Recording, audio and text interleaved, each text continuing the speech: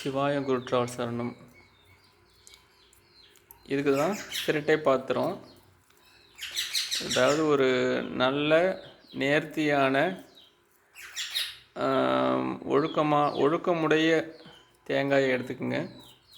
எடுத்து இது போல் நீர் அருந்துவதற்கு உண்டான அந்த குவளை போல் கட் பண்ணிக்கணும்.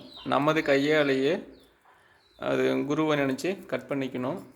இது இதில் தண்ணீர் நிரப்பி தியானத்துக்கும் பயன்படுத்திக்கலாம், மிகவும் உகந்தது. இதில் தண்ணீர் ஊற்றி நம்ம குடிப்பதற்கும் பயன்படுத்திக்கலாம். அதாவது இதில் தண்ணீர் நிரப்பி ஒரு 5 நிமிடங்கள் கழித்த பிறகு எடுத்திங்கன்னா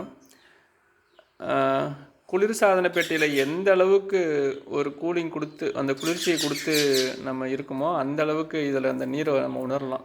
ஆனால் இதில் நீர் அருந்துவது மிகவும் சிறப்பு. இதைத்தான் நம்ம முன்னோர்கள் சிரட்டை பாத்திரம்னு சொல்லுவாங்க. இதில் தான் நீர் அருந்திருக்கிறாங்க. ஆனால் காலப்போக்கில் அனைத்தும் அழிந்து போச்சு. இது நம்ம தியானத்துக்கு வைக்கும்போது எனக்கு இந்த களவாடுன்னு சொல்லுவாங்க இல்லையா, அந்த கிராமத்து பக்கம் சொல்லுவாங்க. இதிலே கட் பண்ணிக்கலாம். நம்ம மேலே இருக்கிற அந்த மூடியை மீதி எடுத்துகிட்டு கட் பண்ணிவிட்டு தண்ணீர் நிரப்பி இப்படி வச்சுக்கலாம். எந்த பக்கமும் சாயாது.